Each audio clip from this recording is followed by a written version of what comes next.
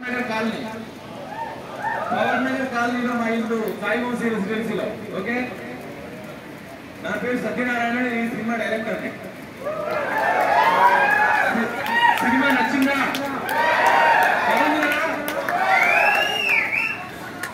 చాలా హ్యాపీగా ఉంది. నేను కూడా అక్కడ కూర్చొని ఇక్కడ సినిమా చూసుకుంటూ పెరిగాను. ఇదే థియేటర్ లో మళ్ళీ డైరెక్టర్ మీ అందరితో కలుస్తున్నాను. చాలా హ్యాపీగా ఉంది నాకు. అయితే రజాకార్ సినిమాని మీరందరూ మీ చుట్టుపక్కల మీ ఫ్రెండ్స్ కి, మీ ఆఫీస్ ఎంప్లాయీస్ కి, మీ అమ్మా నాన్నకి, మీ తమ్ముళ్ళకి, చెల్లెళ్ళకి అందరికీ చూపించాలి. ఎందుకంటే ఇది మన చరిత్ర, మన హైదరాబాద్ సంస్థానానికి సంబంధించిన చరిత్ర. హైదరాబాద్ సంస్థానంలో ఈ ముసాపేట్, ఆ అమీర్పేట్, ఆ పంజగుట్ట, ఆ బేగంపేట ఇవన్నీ చిన్న చిన్న గ్రామాలప్పుడు ఈ గ్రామాల్లో ఎక్కువగా రజకులు, యాదవులు ఉండేవాళ్ళు. ఇక్కడి నుంచి హైదరాబాద్ కు పాలు కొట్టి బతికేవాళ్ళు.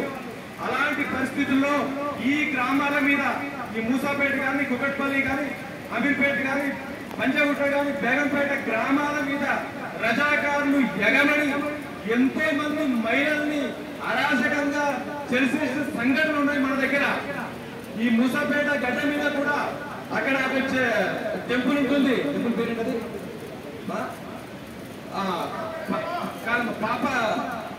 పాపనాశేశ్వర అని ఆ చెరువు దగ్గర ఉంటుంది. ఆ టెంపుల్ ని కూడా రజాకారులు ఆ రోజులో కూడగొడితే మళ్ళీ ఈ మధ్యలో ఒక 10 years బ్యాక్ మళ్ళీ రీకన్స్ట్రక్ట్ చేశారు పణాలు. అలాంటి అరాచకాలు ఈ ప్రాంతంలో చాలా జరిగాయి. ఆ అరాచకాలకు ఆపోజిట్ గా పోరాటం కూడా మన మూసాపేట ఈ చుట్టుపక్కల ప్రాంతంలో జరిగింది.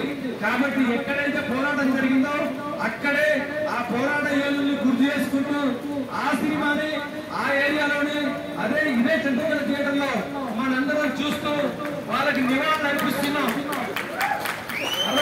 కాబట్టి ఆ పోరాటం మీరు చివరికి పాట వస్తుంది. ఆ పోరాట యోధుల్ని గుర్తు చేసుకుంటూ మనందరం నివాళులు అర్పిస్తూ చుట్టూ ఉన్న అందరూ రేపటి థియేటర్ నిండిపోవాలి. ఇదే థియేటర్ కి 100 days ఫంక్షన్ కి మళ్ళీ రావాలి. మేము ఆ పరిస్థితికి మీరే తీసుకురావాలి. కాబట్టి మీ అందరికీ చెప్పేది ఏంటంటే ఇది మత చరిత్ర కాదు, గత చరిత్ర. ఇది ఏ మతానికి సంబంధం లేదు, ఏ మతం మీద దురుద్దేశంతో చేసింది కాదు. ఈ ప్రాంతం మీద జరిగిన అరాచకం, ఈ ప్రాంతంలో జరిగిన పోరాటం, ఈ ప్రాంతానికి స్వతంత్రం రావడం కోసం ఇక్కడి పోరాట యోధుల కృషి, సర్దార్ వల్లభాయ్ పటేల్ ప్రయత్నం కలిపి ఆగస్టు 15 కాదు, సెప్టెంబర్ 17 మనకు స్వాతంత్ర్యం వచ్చిన రోజు. సెప్టెంబర్ 17 రోజే ఇక నుంచి మనం నేషనల్ ఫ్లాగ్ ఎగిరేయాలని చెప్పడం కోసమే ఈ సినిమా తీశాం. కాబట్టి యువత అంతా, మేధావులంతా ఈ సినిమాని, ప్రేక్షకులంతా ఈ సినిమాని భుజాల మీద వేసుకొని ఇంకా హిట్ చేసి ఇక నుంచి సెప్టెంబర్ 17 మన స్వాతంత్రం ఎప్పుడు వచ్చింది అది ఈ విషయాన్ని జనానికి తెలియజేయాలి. Thank you so much.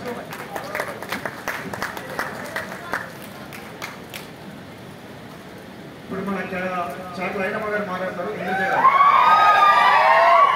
Chakali Ailamma scene చూశారా? డైలాగ్ చెప్పండి.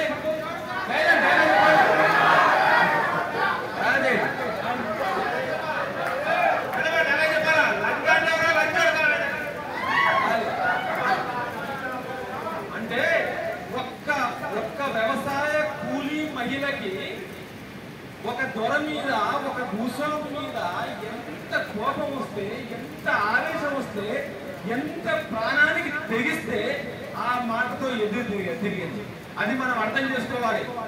ఎందుకంటే ఇంద్రజ గారు చాలా సాఫ్ట్, ఆవిడ ఒరే అందరూ అది నేర్పించాలి మనం. అలాంటిది ఆవిడలో చాకలి ఐలమ్మ గారి ఆత్మ ప్రవేశించి ఆవిడతో ఆ డైలాగ్ చెప్పించింది. అందుకే అంత గొప్పగా ఉంది. మీరందరూ ఆ డైలాగ్ రిపీట్ చేస్తున్నారు. అలాంటి ఈ తరం చాకలి ఐలమ్మతో మనం మాట్లాడుతున్నాం.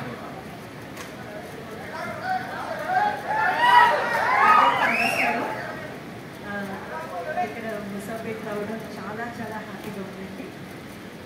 అందరూ చెప్పిన మాటలే నేను మళ్ళీ చెప్పదలుచుకున్నాను.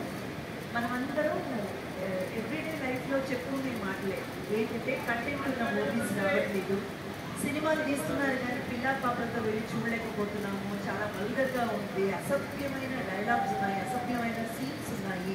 ఇవన్నీ మన డైలీ లైఫ్లో చెప్పుకునే మాటలే. అసలు సినిమా థియేటర్కి వెళ్ళాలంటేనే బుద్ధి రావట్లేదు, ఇవన్నీ మనం చెప్పుకుంటున్నాం.